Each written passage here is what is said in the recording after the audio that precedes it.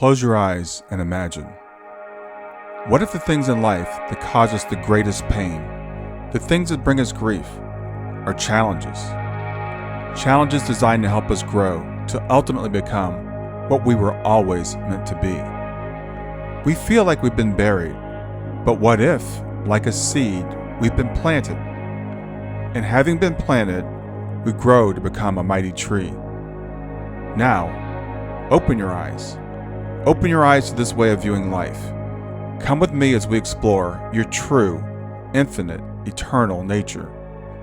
This is Grief to Growth, and I am your host, Brian Smith. Welcome to Grief to Growth. I'm your host, Brian Smith, and whether you're a first-time listener or you've been with me for a while, I'm so glad you're here.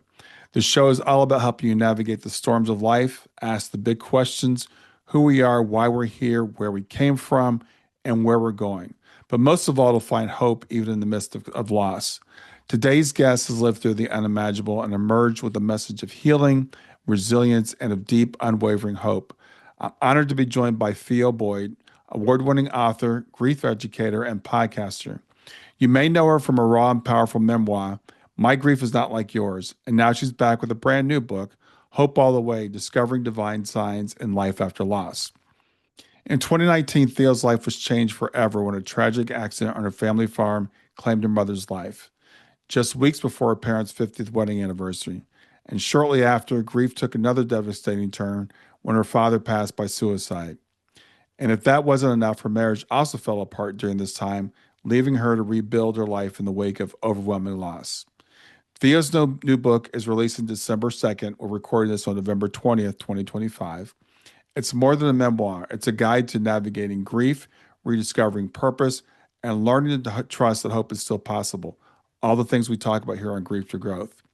In today's episode, we'll explore the personal journey that inspired her to write the second book, and we'll dive into insights from the national grief study that she conducted with the Center for Generational Kinetics. We'll talk about why grief looks so different for everyone, how to recognize divine signs that may be guiding us, and how journaling and professional help can support the healing process.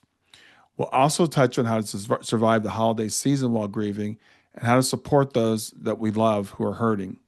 So whether you're grieving the loss of a parent, a partner, a marriage, or just trying to understand what hope looks like after loss, this conversation is for you. And when you're done listening, I invite you to head over to my Substack at grieftogrowth.substack.com. There you'll find an article about today's episode where we can continue the conversation together. I'd love to hear your thoughts, and you can interact with me and others in the Grief to Growth community. So with that, I'd like to welcome Theo Boyd. Hi, thank you. It's good to have you here, Theo.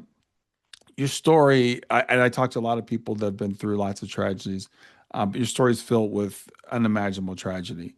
The loss of both your parents, the end of your marriage. So how did you pick up the pieces and start moving your way forward? Wow, how long do we have?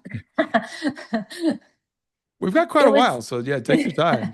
well, a lot of people, especially with the second book coming out on hope, they're like, how have you been hopeful this whole time? And I'm like, hello, Right. I've not been hopeful this whole time, but it kind of creeped in on me. It's just been a really crazy journey. When it first started in 2019, when I got the phone call, I was just a school teacher. I was home for the summer Mm. and I got a phone call that there'd been an accident on the family farm.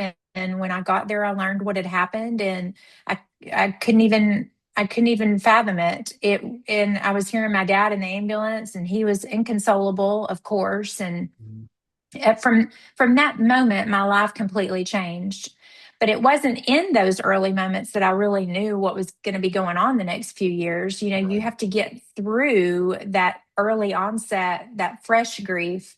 So I always tell people a fresh griever is not going to feel hopeful. You can just forget about that, because grief is just like that black paint that I talk about in My Grief Is Not Like Yours. The Mm. black paint that coats you and covers you, and takes a while for that to dry and chip away so that you see the rays of light come through. Those are the little specks of hope that are coming through. Oh, wow. But it's very hard to be in fresh grief and to see any form of light. And that's where I was. And I was just writing how I was feeling. And a lot of those Mm. first feelings are in that first book. But all along the way, there's been signs. There's been things that brought me back on the path. I'd get off in a ditch and then here something would happen and bring me right back in. And so I started recording those on restaurant napkins in my phone. And I was like, there's all these things happening. And I know that it's God, my mom, and dad all bringing me back to the path that God's intended for me this whole time.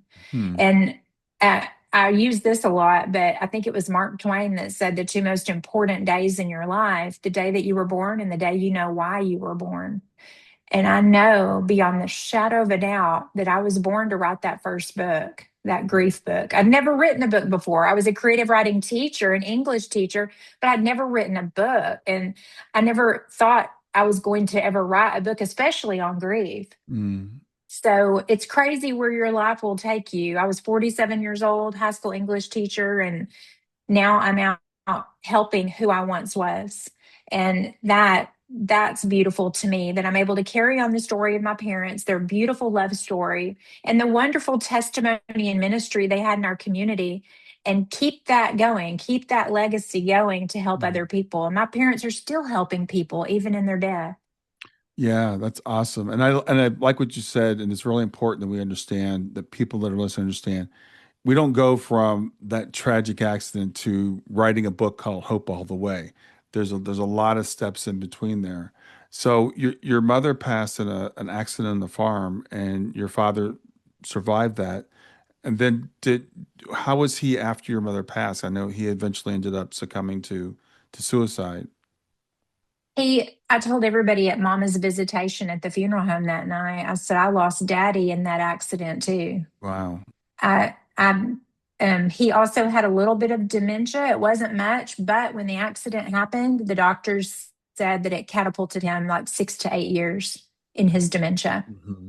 Yeah. It just, that form of stress, the body just can't handle.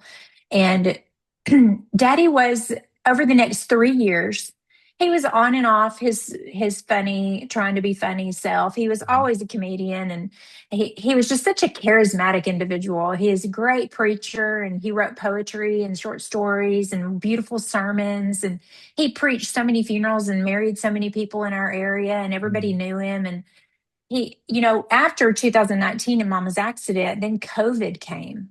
So that was an isolation that really, I feel like, was just, oh, it just really was a horrible time for a lot of elderly people, but especially my dad, because he craved to be around people and to he was always a people person. Mhm. But then to be isolated and not really understanding what was going on, because he was like, I don't understand COVID. And he didn't understand why people couldn't come around. Mhm. And so that was a really hard time. And then, a couple of years after that, I kind of dropped my guard a little bit. The first few weeks after Mama's accident, we were all on guard. We got all the guns out of the house. He had told the sheriff the night of the accident that he was going to take his life, but he did not do it because he didn't want my sister and I to wonder what happened out there. Mhm. And he lasted 3 years longer than I thought he would. But I had dropped my guard. I didn't know about certain guns that were still in the home. Mhm. And then on Father's Day morning, 2022, I went in to check on him, and he had taken his life with a firearm. Oh wow, I'm so sorry. Yeah, I my Thank you. my wife grew up in Kentucky, so I understand the guns, and my father-in-law had guns all over the place and ended up with dementia. We had to take the guns away and get him out of the house, but after we took him out of the house, we found out he had guns in other places that we didn't know about. Isn't that crazy? They Yeah. think they're pulling one over on us, and they are. Yeah, yeah, absolutely. So I know also your marriage fell apart after this. So what happened with that? Grief is a great filter.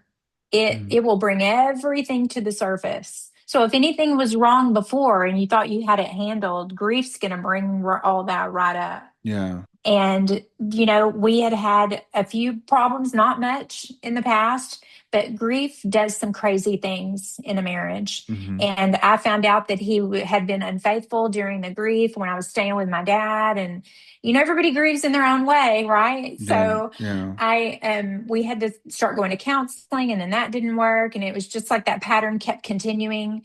So we finally decided we were going to get a divorce. So I had to go through that loss and that grief and Right. explaining that to my dad and not wanting to hurt him anymore. And it's just like it was just a compounding loss after loss. And my counselor died suddenly Oh, in wow. February of 2020. Oh, So wow. mama died July of 2019. And then in February 2020, my counselor suddenly died. Wow.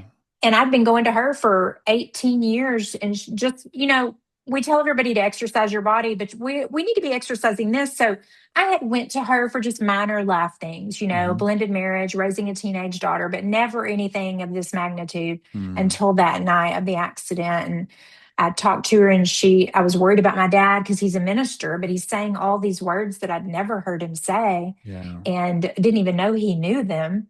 And she just said, let him say the words that he needs to say. Those are the words that carry the weight of his pain. Mm-hmm. And I'll never forget that. And I talk about it in that first book that we need to, as a society, be a little easier on grievers that are actually grieving and showing their emotion and showing that's what they're doing is the only way that their body knows how to handle it. Yeah, yeah, I completely agree. We sometimes want to shut down people's emotions, thinking, "Well, don't say those things," and but those emotions need to be expressed. They need to come out, and as long as they're expressing them, that's actually a good thing.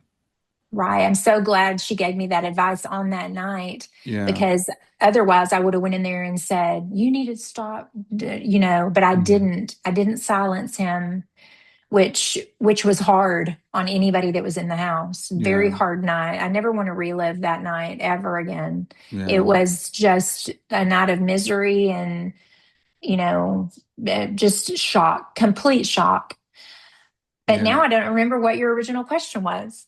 Well, we were talking about the fact about your these things compounding on top of each other, and you mentioned also your Yes, my counselor, marriage. yeah, your counselor passing during this time. So, um, for people that have been through multiple losses, they might have a little bit of feeling, but explain what that feels like, that cascading grief, the compounded grief. Yes, it was a rapid fire loss. Yeah. I lost mama and then my counselor and then and the wall is going up. I'm building this pretty strong wall with all these Mm, losses to protect myself. And I'm not grieving. I've delayed my grief because I didn't want my dad to hurt anymore by watching me grieve. mm, So yeah. I would just kind of put it away. I'll deal with it later. And I was actually jealous of people that were getting to grieve because I didn't have that luxury. I was staying with my dad, making sure he's going to be okay. Got to go back to teaching school soon. And I had a student or I had a teacher, a gosh, I just drew a blank. Was that substitute teacher Oh, taking over my classes okay. for about 6 weeks? And I had family leave from the school that I was teaching at. But I knew eventually I was going to need to get back to that. But, I was putting it all on hold. And then the counselor dies. And of course, I had to walk out of the classroom when I learned that during class. I just was in shock. And then my marriage is falling apart that summer of 2020. And then we Yeah. try to get into counseling. And then in 21, those years are all very fuzzy to me. But Sure. what's not fuzzy is the journaling. I was journaling it all, I was writing it all down. And one of my school teacher friends, when I got back to the classroom, she walked by and had read just a little bit. She said, I hope it's okay, but Theo, you have to write a grief book. And that was the seed that got planted. Mm, And then I just started watering it and nourishing it and nurturing it. And then a book came, and May 9th of 2023, it was released. And I never dreamed that it would help as many people as it has. And never in my wildest dreams did I think my healing, which was writing, was going to help somebody else. That yeah. just never even crossed my mind. And I think that's the beauty in all of it is it was just my raw feelings about everything. And then to see people read it and relate to my writing, that's the fuel that keeps me going. Yeah. And I just love when somebody comes up at a book event and says, I read this and I read it to my son at his gravesite. He died in a car accident. And another lady, I bought 10 of these and gave them to my family at Christmas and said, here, read it. That's how I feel. I don't want to Yeah. talk about it. Yeah. So I'm Yeah. able to give a voice to the voiceless through my words, and that brings me joy. Yeah, absolutely. It's like we need to be given permission to grieve a lot of times. As you said, sometimes people want to shut us up because it makes them feel bad, or they think that, if we express these things, that's a bad thing. And so when people read a book where somewhere else is expressing their grief, you said it's kind of giving voice to that, and giving them permission to use their own voice. The title of your book is "My Grief Is Not Like Yours." Where did that come from? I like that. I'm glad you asked me.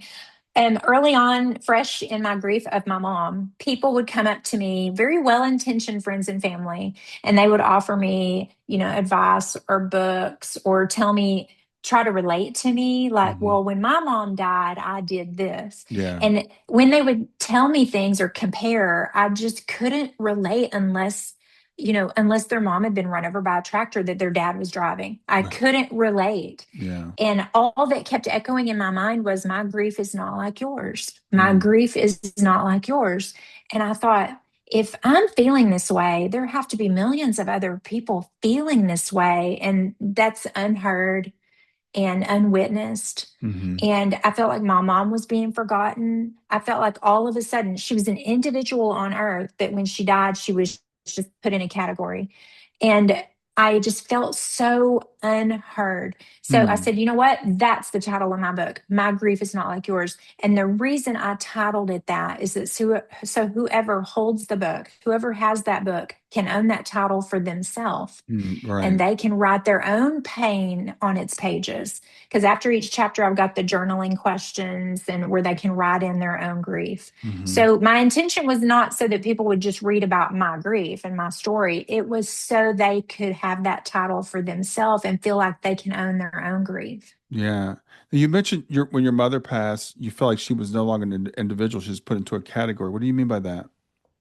It just felt so, and for those of you out there listening, you may understand what I'm saying, but when she was on earth, she lost her hearing at 18 months old. She was completely deaf, but a beautiful communicator. Hmm. She was the most present person in a room ever. She was always living in the moment, never complained. She was just such a positive and great model of what it's like to actually live in the present, Hmm. to live today. Hmm. And when she died, it was all of a sudden everybody, well, when my mom died and when my mom died, Mm. and maybe you could. And I was like, wait, we need to just talk about just her right now. She Yeah. just died. Let's just talk about her. So I Yeah. have an exercise in the first book where I call it 100 things. And I just sat at my dad's kitchen table. And I remember I got a piece of notebook paper out and I just started numbering 1 to 100. And I started writing down everything that came top of mind about my mom because I felt like she was being forgotten. I Hmm. was like, Mama loved me. Mama loved Barney. That was their dog. Mama loved Daddy. Mama loved the color blue. Mama loved Jesus. I just went down, and you don't have to do 100 things. You can do 10. Hmm. But if you're feeling unheard, unwitnessed, then maybe get a piece of paper out, get your phone out, and just do the top 10 things about that person that you're missing. And all of a sudden, by having it on paper, you're bringing them to life again, Yeah. and their memory and who they were. So that's how it felt, that she was just in a category, died in an accident. Yeah. I love that because, one of the fears that we have when we lose someone is that they're going to be forgotten, that they're going to be put into a category, as you said, and, for people that are talking to grievers, I think it's important for us to remember people mean well. I'm going to put myself in there because I still stumble over things to say to people that are in grief, even though I've been through it and that's what I do. So, and we're trying to relate by saying, oh, when my mother died or when I lost my dog or whatever. But you're right. Every single grief event is unique. The person that you lost is unique. Your relationship with that person is unique. So my grief is not like yours. There aren't five neat stages of grief, and everybody doesn't go through it the same way. If you can resist the urge to say anything, that's what's best. The most memorable moments for me early in each of my griefs is when people would just come and sit with me, just be with me, and just be present. And as I would tell my 10th grade high school students when I was teaching, just zip it. Just Hmm. zip it, zip. Yeah. And honestly, the griever would prefer that you not say anything anyway. So you don't have to worry, what do I say? What do I do? You don't have to buy any big thing. You don't have to do any big thing. You Hmm. just need to be present. Do not underestimate the power of your presence. And in thinking about my grief is not like yours and each unique loss, grief is not a competition. And Hmm. I've had a lot of people ask me, which loss was hardest for you? Right. But grief is not a competition. If you ask a man that has lost his child, what's the hardest loss, the hardest grief? He's going to say the loss of a child. If you ask a man that's just lost his wife, what's the hardest type of loss? He's going to say the loss of a spouse. Sure. If you ask someone that just lost their pet, what's the hardest type of loss? They're going to say losing my pet of 20 years or 18 years. Hmm. But it's not a competition. Every loss, or let me rephrase this, the loss that is the hardest, the loss that is the most, how would I say this? The loss that is the hardest is the loss that you are experiencing. Hmm. The loss that is the hardest is the loss that you are experiencing. And it's not a competition. Yeah. And when we say that, we shut some people up, which I think is a good thing. Hmm. And we kind of bring it all back to I lost my mom and my dad, but somebody else has lost a daughter, somebody else has lost a son. I lost mine in a tragic accident. Somebody else lost them in a flood, like here in Texas. Hmm. And when you try to make it a competition and say this loss is harder than this loss, then all of a sudden theirs feels discounted. It feels like it didn't count. It feels less than. Yeah. But every loss is significant, and every loss is what's the hardest loss for you. Yeah. That's so well said. And I remember when our daughter passed, she was 15 and she passed suddenly in her sleep. So that was a sudden loss and it was totally unexpected. But she had a friend who was, I think Victoria was about a year older than Shayna, and she had glioblastoma. She had a brain cancer. And so she passed slowly. And she was actually expected to pass before Shayna did. So I remember my wife and I went to her funeral, which was 6 months after Shayna's. We came home, we were talking about like, so which would be worse?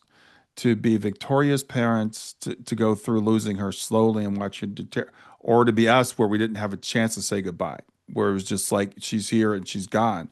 And we both realized it's like they both suck. It's like we don't have to compare them. They both just Yeah. suck. And there's no comparing them. It's one of those things you just can't do. You came to that realization because you were literally in it. And Yeah. I think until somebody's actually in it, they can't understand. They can't understand a grief and a loss like that. Yeah. They haven't experienced it. I myself, looking back before 2019, all I'd ever really lost were pets and my grandparents. And that's Hmm. kind of an expected loss. I was Right. sad. I was Right. sad, but it didn't like knock me to the ground. And I'd never really thought that much about it. And I realize now some of the things I've said in the past before this happened to me are probably not the right things. I should have just zipped it, Yeah. Yeah. you know? It's one of And those you things, just learn. you don't learn until you actually, go through it. And because I'm part of helping parents heal, and I've talked to so many parents who have lost children, and I see people saying, "Oh, you don't understand. My loss is the worst," and it is for them, right? But they'll say that, well, I lost a child to drugs or suicide or to cancer or whatever, and I've seen it all. And it's interesting because on the one hand, our losses are universal. I mean, our loss involves loss, but they're also completely unique. As you said, you lost your mother, but you didn't lose her to a tractor that your father was driving. That adds a layer of complexity that other people are not going to be able to understand. Exactly. And I'm so glad you get it. Grievers usually get it. We Yeah. unfortunately we're baptized by fire and we immediately understand. But early in my grief, I was really battling all this in my Hmm. head. And my Sure. dad was not really himself. So I couldn't really talk to him. I'd always talk to my dad about anything. He was my minister and my father, Right. but I couldn't even talk to him because it would, number one, it was sad. It would bring him, I didn't want to re traumatize him on any way or let him know I was hurting, but I had so many questions. And so I did turn to my cousin. He's a minister and he Mm. preached both my parents' funerals. And when I have a question faith based, I will talk to him. And I talked a good game there for a while too. I've always been a Christian, and I don't remember a time ever not being, but my faith was very important to me until then. And when my dad was pretty much cursing God and said there must be no God, then I thought, oh well, then I'm out. And I talked a good game for a while, but Mm. every time that I got off that road, a sign would happen and it'd bring me right back. So Mm. I gave up on my faith, but my faith never gave up on me. Mm. Okay. All right. I want to come back to that. So when you talked about, I love that your illustration of grief is like being painted with black paint and then it drying and cracking and eventually peeling.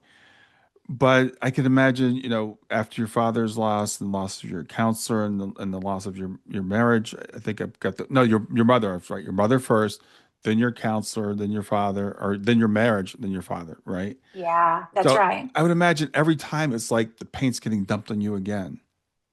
Is kind of I would journal to get the pain out, which is what I always urged my students to do. Mm-hmm. Get it out of you and onto the paper. Mm-hmm. First 10 minutes of class, kids come in, get out a piece of paper, write it all down. I don't want to hear it. We've got stuff to learn. Yeah. Write it down. Whatever's bothering you, write it down. And Mm. then shred it. I had a shredder at the front of the classroom.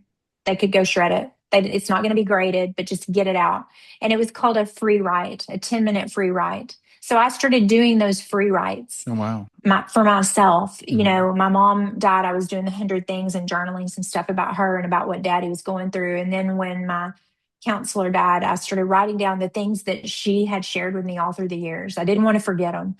And then when my marriage fell apart, oh boy, that one, that wasn't an actual death, but it was a loss that was so significant. That one really dropped me to my knees Mm-hmm. because you lose the one that you think is going to be there for you the most was there for you the least. Mm-hmm. So it's just a betrayal. And so I was journaling all this stuff about that. But every time it was a different feeling, but it was still the same in how I coped with it. Mm. I would get out a piece of paper and get it out of me and write it on that page. Yeah, well, you mentioned your marriage, not being in death. It is in a sense. It's the death of a relationship. It's a death of what you hoped and expected. It's the death of you as that person, as you relate to the other person. I Mhm. was divorced many years ago, so grief is involves loss or death, and that is a death. So it's another thing just compiled on top of other things. So you mentioned your father was your minister, and you would confide in him, and you mentioned your cousin, because I think grief really has to be witnessed, and a lot of times we will turn to our significant other, our spouse, if we have one. So who did you find? How did you find someone to witness your grief? Well, I have a group of friends, and I call them my fairy blonde mothers. Hmm. And they are just these great. And what's crazy about them is they owned a little dress shop in the store where I was a school teacher, and I'd gotten to know them. But they also own funeral homes. Hmm. And they're just a really hilarious group of ladies. But I call them my fairy blonde mothers, and they swooped in Hmm. and took care of me. They were a godsend. And one of them would call me every morning and every night, a morning check in and a nighttime check in. And they came and stayed with me on numerous occasions and spent the night. And they were here if I wanted to talk or if I didn't want to talk. And so you've got to surround yourself with those F words. And I talk about that in chapter 11 of the first book, My Hmm. Grief is Not Like Yours. It's called More F Words. And that's your faith, your friends, your family, food, fun, fellowship, my foundation. Hmm. And the fairy blonde mothers were instrumental in my journey because they're the ones that that told me it's going to be okay. You're going to come out on the other side of this. God has a plan for you. And they were just constantly there every day, just perfectly planned, helping me with these positive thoughts and getting me through. So you've got to rely on those friends, and you'll find out who the real tried and true friends are, believe me. Yeah. The ones that really are there to listen. Yeah. And the problem in America is that we're not letting people talk. We're not listening. And so their grief is not getting witnessed. And that's what's wrong when you see anger, or you see, I went down one rabbit hole one day and I researched the shooters in America, and almost every one of them had some form of loss in Hmm. their life that hadn't been dealt with. Yeah. Yeah. So that is very concerning to me, because Hmm. I just feel like grief, we are starting the conversation. I'm noticing it a little bit more in media, but in my research study that I did with the second book, 79% of grieving Americans wish that the media would talk more about grief and how to cope. Hmm. Yeah. So we talk about the loss, we talk about the accident, the fatality, the drownings, the floods. We talk about the actual thing, Right. but then we don't follow up with, okay, here's what's happening now in this world. They've lost their family a year ago, or they lost their daughter, or they lost their parents. Right. We need to follow up more. And how did they do that? How are they doing so well? So I get that question a lot. How are you doing so well? And I take them back to those F words. And it may sound simple, but you've got to, at least, if you don't have a friend, then you need to be a friend. You need to find one person that is going to give you the time and let you talk, let you get it out. Get a piece of paper, start writing it out. If you're not able to afford counseling, because a counselor is a great tool for healing, Hmm. then go to your local church or grief share group. Try to find a group of people that are experiencing, sadness like you are. Yeah. Because I've got news for you. Sadness is a very normal human emotion, but we like to shut that down real quick here in America and label it depressed, suicidal. Sometimes it's not that. Now, if it is, yes, you need to seek the appropriate help for that. Right. But most of the time, a griever is just sad.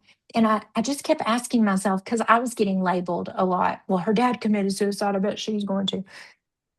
I was not suicidal. I was not depressed. I was just sad. And I Yeah. felt like, when did sad become bad?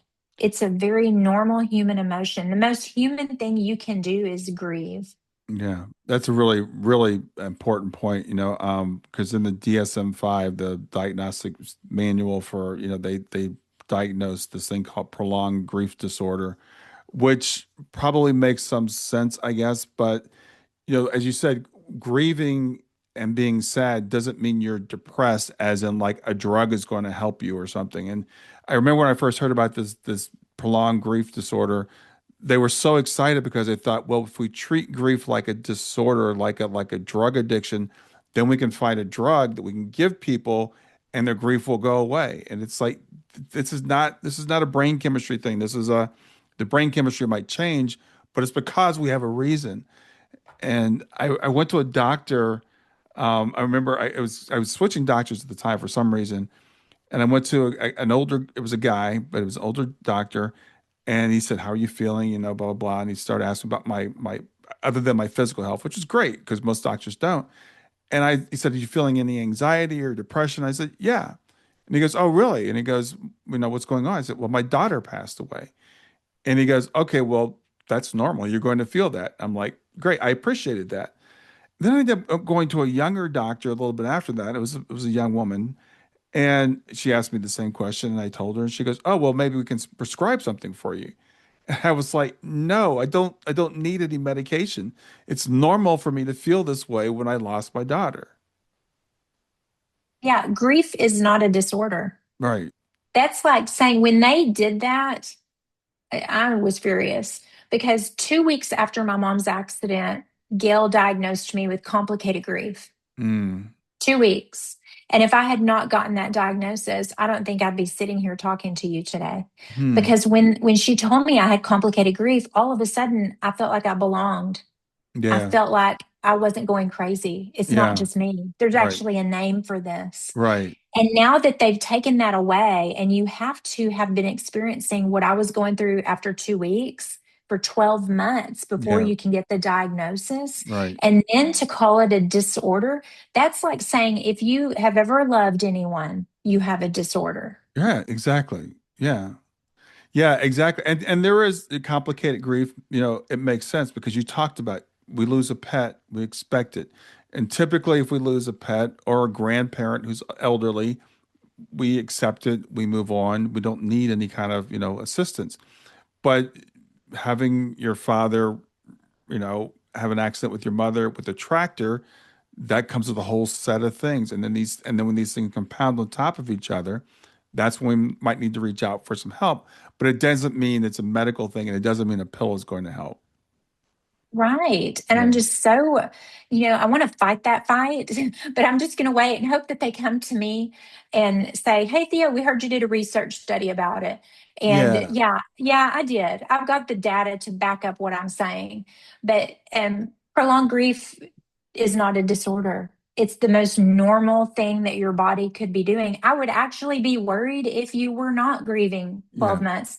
You will always grieve your beautiful daughter. That's Yeah. a fact. Yeah. That's a fact because your grief is the love. Yeah. That's exactly right. I do want to talk to you. You mentioned earlier the F's, and one of them was faith. And I'm always curious when people have a faith, and your father was your minister, and you said you're Christian. But you said you went through a time of where maybe that was tested. What was that like for you? It was very empty. It was scary. And I didn't have my dad to talk to about it. And he's Yeah. the one I would always talk to about it. But talking to my cousin and getting that reassurance that what I was experiencing was very normal for Mm, us to question God and to be angry at God. God can handle it.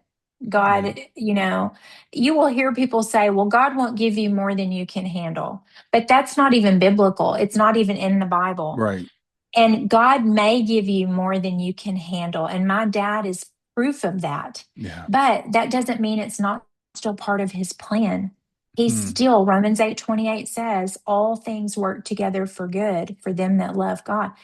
All things. For God, all things doesn't mean all good things. It means all things. He will turn them to work for good. And now I see this book, and I remember my sister calling me just a few weeks after Mama's accident. She knew I was starting to write a book, and she said, "I think that the all things is your book. mm, God's going to use that to help people." hmm. And so their beautiful love story now is helping other people. People I'll never even know the ripple effect of. Right. Right. So your faith, you said it was tested, but you said I forgot how you put it. It was so well said. You said, what did you say about your faith? I gave up on my faith, but my Yes, faith yes, never gave up on me. yes. Yeah, I think that's beautiful. God sent And me a sign every time, and I would it's almost like it slapped me in the face. And yeah. it's like, hey, wake up. I'm here. We're going to do this together. So we've talked about your first book. Let's move in and talk more about the signs and the hope. So before your mother transitioned, did you believe in signs? What were your thoughts about that? I kind of I had some friends that's all they would do is believe in every little thing as a reason or a sign. And I was like, and I never really thought much about it. Like I've tried to remember now when my grandparents died, did my mom look for signs from her mom? And Mm-hmm. um, I, I never really thought much about it because I'd never been in it. Right. And so now that I'm in it, I started to open my eyes. And like I said, some of the signs had to slap me in the face. And I'll go ahead and give a spoiler on the second book that releases December 2nd. But Mm-hmm. I was in my bathroom one night and I have one of those Echo Dots or the Alexa, Mm-hmm. Mm-hmm. And I always like to listen to, I'm taking my makeup off, getting ready for a bath or a shower. I always like to listen to some classical piano. And that's all it ever plays in there. Maybe some Christmas music at Christmas time. But I said, and this was back the summer, I think it was the summer just a year after Daddy had died. And I said, Alexa, classical music and piano. And this song came on not classical music, piano, and it was by Jimmy Durante, and it says, "May the love that you've shown," and I mean, it's like he was talking to me, and I didn't think anything of it at first, and I just said, "Alexa off," because I was Mhm. just going to restart it, and Right. it wouldn't turn off, and every time I said Alexa off, it got louder, and I said, and I videoed it so that I could go back. I wasn't making this up. I Hmm. videoed it and I go, Alexa off, as articulate as I could, and it got louder. Oh, wow. And it played the whole song. May the love that you've shown, may the love be shown to you. May you surround yourself. It was almost like daddy or mama was just letting me know they're there. Their love was surrounding me. And it was a song I'd never heard in my life. I'd never Hmm. played it before. And I had to like Google the song.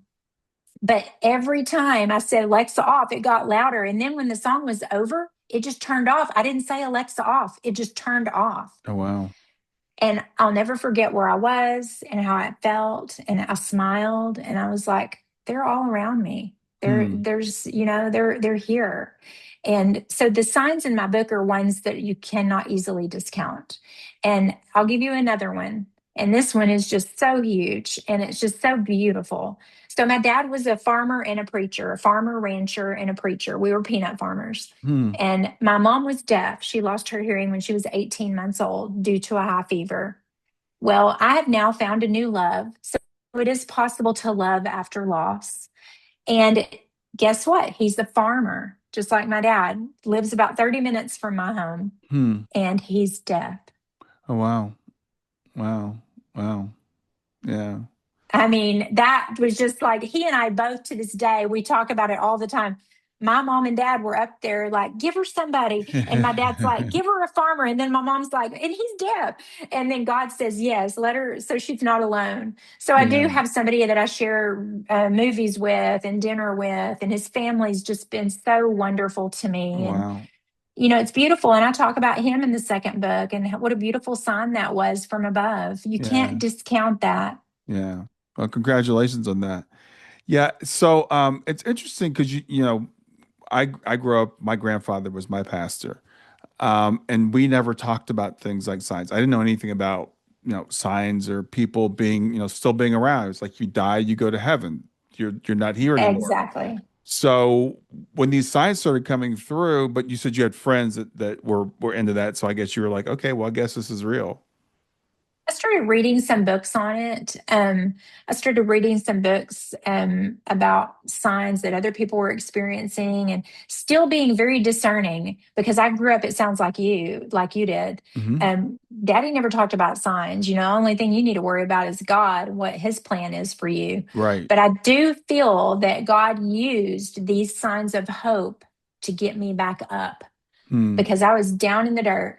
I was buried, so I thought, but I was actually just planted. Hmm. Yeah. Yeah. Well, the thing is, we talked earlier about like, people say God won't give you more than you can handle, which we know is not biblical. But the Rolling Stones said you can't always get what you want, but you get what you need. And that's what I always say. It's like, we may not get what we want, but if we look at our loved ones, our angels, guides, God, whatever, they are there helping us, leading us, giving us those signs. If we open up our eyes to them, just kind of encourage us, as we're moving along our way. Yeah, and I talk about angels in this second book. I have a whole chapter. I Mm, felt like I needed to talk about it because I was almost writing to myself, but I'd always referred to my parents as guardian angels now over my daughter, and I'd always referred to some other people as angels. But the truth is, God's had the same number of angels from the beginning of creation until now. They're just mm, messengers of His. mm, And actually, for us as Christians to be considered an angel would be a downgrade because angels cannot even receive God's salvation. And they are simply the messengers that God sends. And like you said, to protect us sometimes. mm, And I do believe, as in the Bible, many times angels would take on human form. mm. And I do believe that that still can go on. And I've Okay. read a lot of books on it and I talk about it in the book. Yeah. So, So, it's kind of, I keep using this word a lot, but it was my one key word for book number one, and it is for book number two, and it's beautiful. Beautiful. Beautiful was the last word that my mom typed to me on her phone when she texted me, the word beautiful. Oh wow. Yeah. Yeah. So I know you did a grief project, and you touched about that earlier. What is your project? What did you do?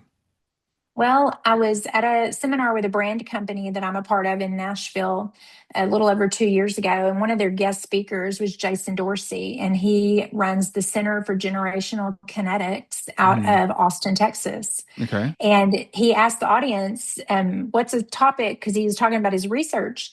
He goes, what's a topic you would have us research? And I just raised my hand really quick and said, grief. And he said, great, talk to me.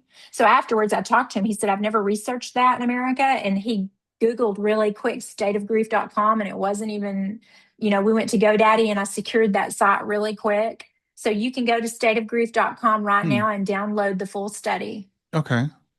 And there's a QR code in the back of the new book. And I cite several of the findings in the margins of the new book. But as a school teacher, I'd always taught my students that you can't really speak or write about something until you've researched it. And I felt like since I'm writing about grief, I need to know about it. Hmm. So I hired the company. It cost me more than my first house, but that's how passionate that I was about getting this done. And after my dad had passed, he left me some money from the farm, and I felt like God was saying, use this. Hmm. And it took over a year and a half, and it's a very in-depth national study of 1,000 participants from all generations and all ethnicities that have experienced loss. Hmm. And it was painstaking, it was tedious, but we got some great findings. And it was not really a shock to me because I felt like we were already in a pretty bad state of grief in America, Hmm. but it was surreal to actually see it in black and white. So what was surprising to you? What was shocking to you? Like 79% of grieving Americans wish the media would talk more about grief and how to Okay. cope. 70%, here I'm going to pull them up right here and just read you my top ones. Okay. Um, yeah, 68, sorry. 68% of grieving Americans say they avoided people or isolated themselves after their most recent grief, loss, or tragedy. 64% of grieving Americans think about the grief, trauma, or pain in their life more than once a day. Hmm. Hmm. And 42% of grieving Americans have grappled with thoughts of suicide after their most recent loss. Oh wow. Yeah. It's a lot. And I know our suicide rate in this country is going up. Yeah. Yeah.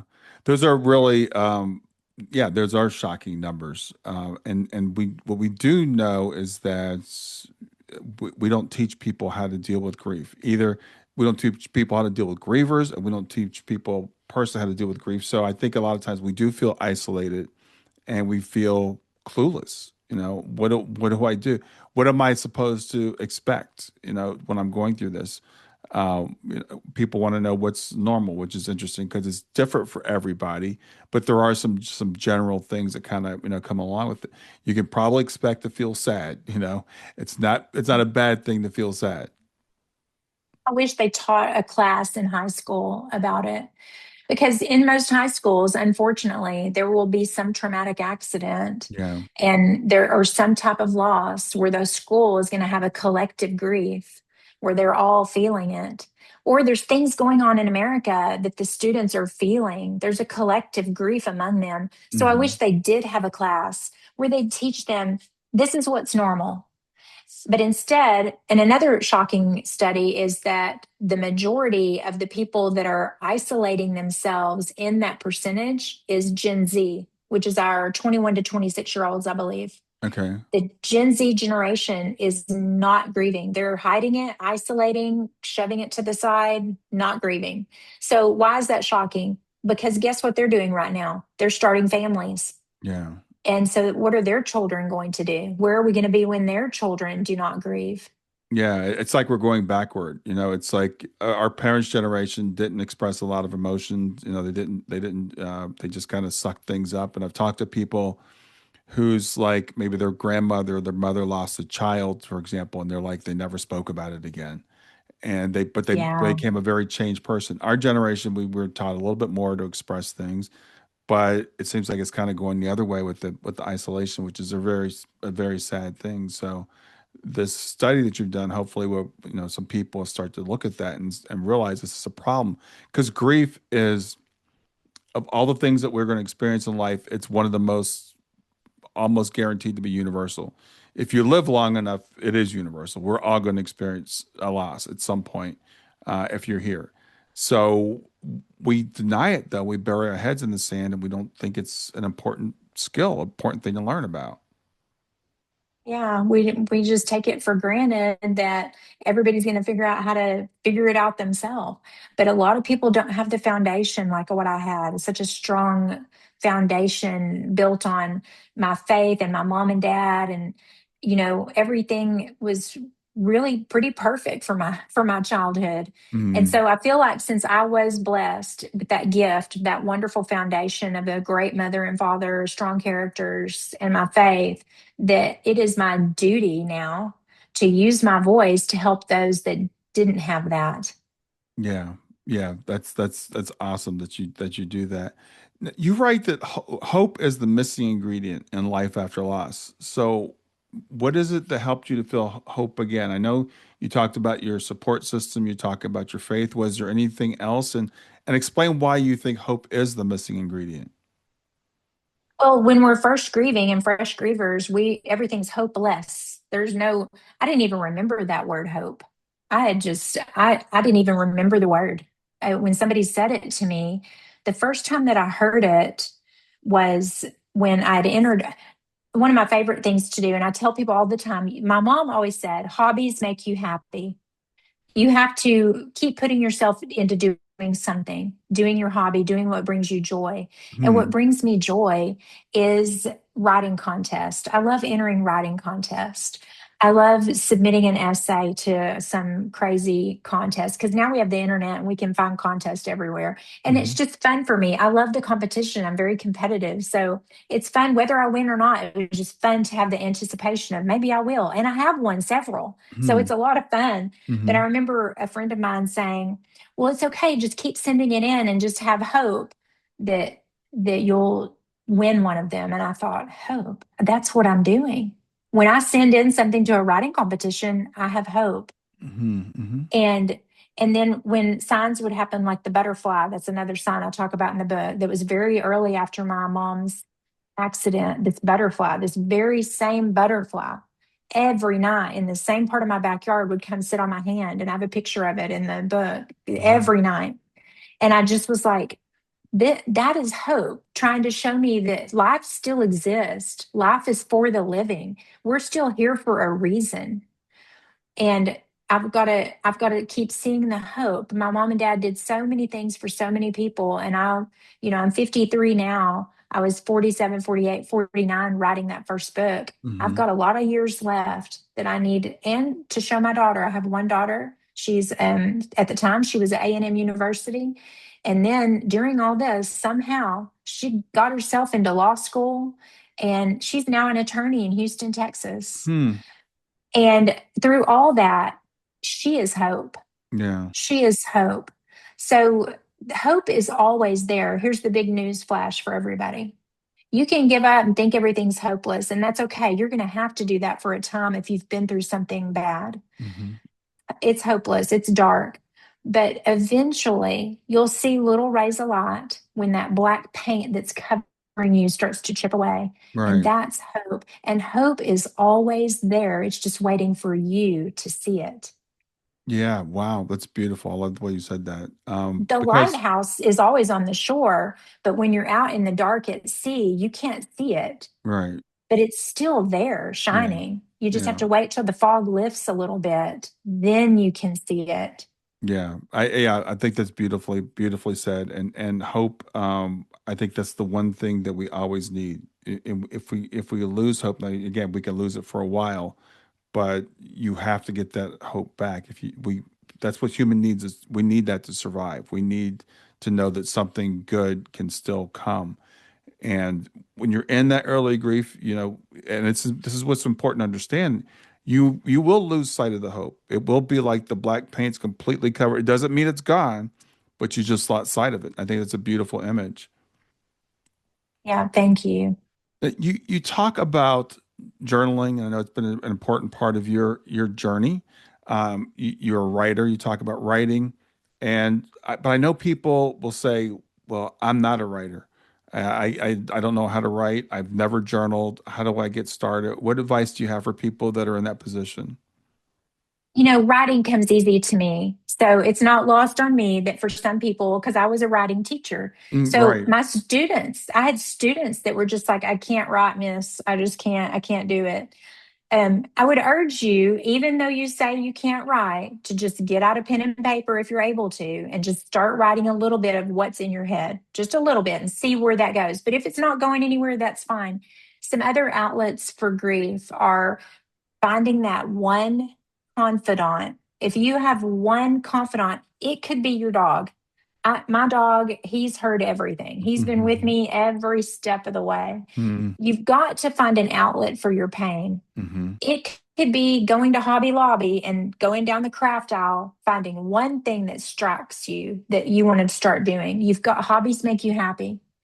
You've got to have something that's moving you to have a reason to get up in the morning and go have a cup of coffee with a group. And if you're not part of any group, like I said, if you don't have a friend, become a friend. Mm-hmm. Go to your local coffee shops and go talk to people. Daddy did that. Daddy never even had a cell phone, but he'd go up and just start talking to a bunch of people. We'd be at a gas station and getting gas, and I'd say, Mama, where'd Daddy go? And she'd say, Oh, he's over there with those Mm-hmm. motorcycle men. And he'd be standing in the middle of this big motorcycle group, and they'd be laughing and he'd be preaching, and he would talk to people. And he always said, they always say don't talk to people, but when I talk to people, they want to talk. So just start talking to people, and they're going to talk to you, and you might just hit it off with somebody and have a friend that you can start talking to. Go to a local grief share group. Mm-hmm. Start, baby steps. If you don't feel like doing anything but pulling the covers up over your head, do that. But just know that tomorrow's another day and you need to try again, because there's a reason that you're here. And Mm-hmm. it might be just for one person in the future that's going to benefit from your life. So don't be too hard on yourself either. Give yourself grace and grief, and give others grace around you for what they may say or do. Yeah. But, just give yourself some grace, but try some baby steps. Find a hobby. Baking. I love cooking and baking my mom's recipes. Mm-hmm. Decorating. I like thinking about decorating for the holidays. Um, Shopping might be one if you've got the finances and you can do that. And go find a friend or be a friend. Go to Mm-hmm. your local. This is one thing Daddy always did. And we went every other Sunday. Daddy had a service there. And then Daddy and Mama would go during the week, visit your local nursing homes.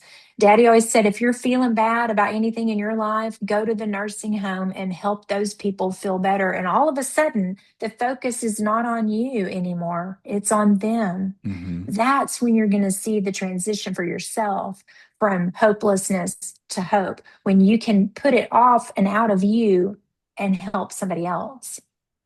Yeah, I think that's awesome. And you talked about a lot of things you mentioned are creative things, and I believe that we are creators. And people might say I'm not artistic, but you said go to Hobby Lobby and start doing something, or writing, or whatever it is to move energy through you.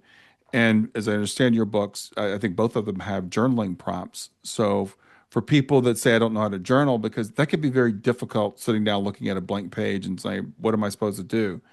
There are also, just to offer this also, there are some tools. Like I know Apple has a journal app included with their phone now, and you can get that to prompt you, and it'll say you went to lunch today, and it knows a lot about you, right? Or you went for Right. a walk today. Journal about your walk. So you can use tools And like that's that. another thing, right? Exercise. Exercise is another outlet for your grief. Yeah. Go join a gym and exercise. That I've started yoga 2 years ago, and I do it every single day. I do Hmm. some form of yoga on YouTube every day. And that has helped me, just that great feeling that you get afterwards. And in my second book, I did put a template in the back for a writing template. You just fill Mm, in the blanks. okay. Because I Yeah. was a writing teacher, so I know how hard it is to get people to write. Yeah. And some people physically can't write, and I understand that. But maybe they can do a voice, get a tape recorder, and start just saying how they feel and getting it Yeah. out. Even if they don't have anybody to listen right then, they could say it whenever and play it for somebody or mail it to somebody to listen to. But there's a lot of different ways, but you've got to find the way that's right for you. For my sister, it was exercise. For me, it was writing and carrying on this misery to ministry that I'm doing and this pain to purpose. Hmm. But you've got to find the meaning, which is what you're passionate about. You got to find out what that is: cooking, baking, walking, dog sitting, whatever it is. Maybe become a dog sitter and go sit with other people's dogs.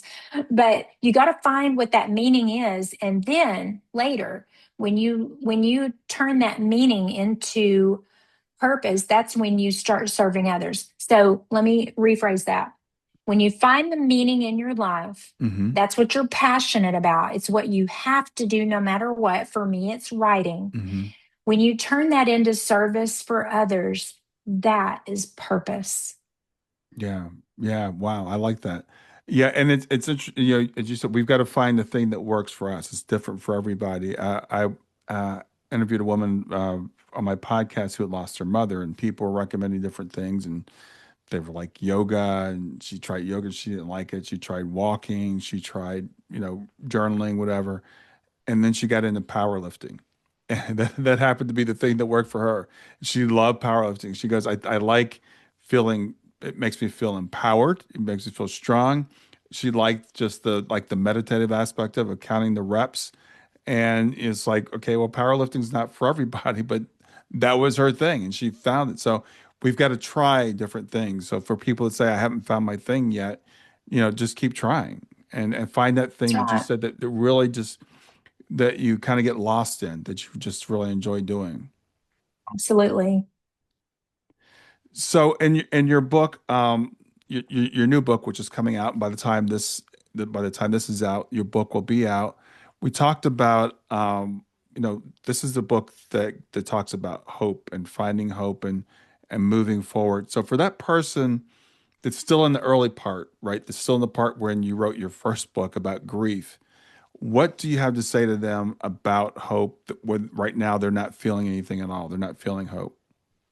I don't even want him to think about it. I feel what you're feeling right now. Mm, You've got to feel that.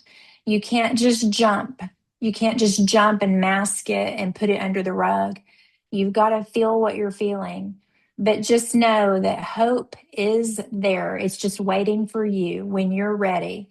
And open your eyes.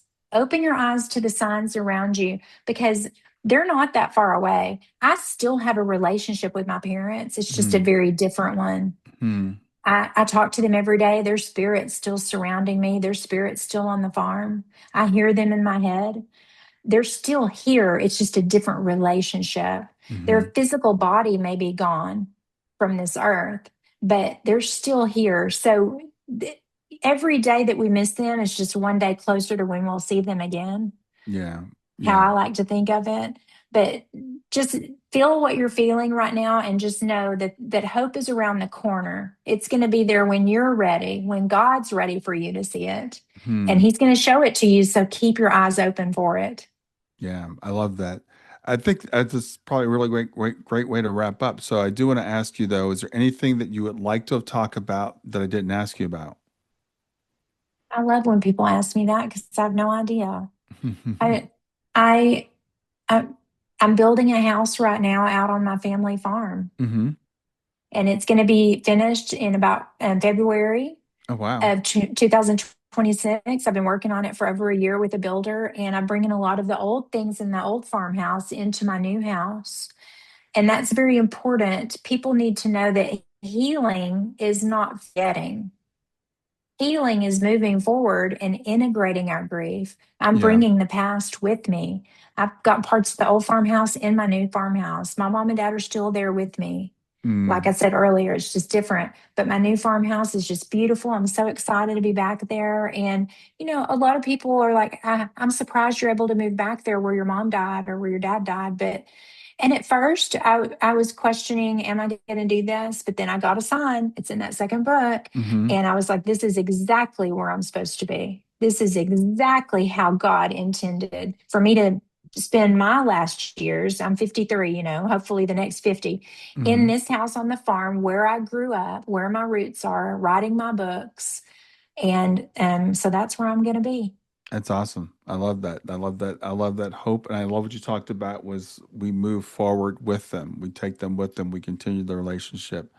So, Theo, remind people of the names of both your books and where people can find you. The first book is called My Grief Is Not Like Yours. My Grief Is Not Like Yours. Hmm. And that's anywhere that books are sold. It's Amazon, Barnes and Noble. You can go to my website and email me, and we've got them here, and I'll sign it and send it to you. Awesome. And then my second book is also same places, and it's called Hope All the Way. Hope All the Way. My Grief Is Not Like Yours and Hope All the Way by Theo Boyd. And my website is thinktheo.com. Awesome. Well, again, thank you for being here. Thank you for sharing with us, and good luck with the farmhouse. Thank you so much for having me and letting me share to help some people out there. All right. Enjoy the rest of your afternoon. Thank you.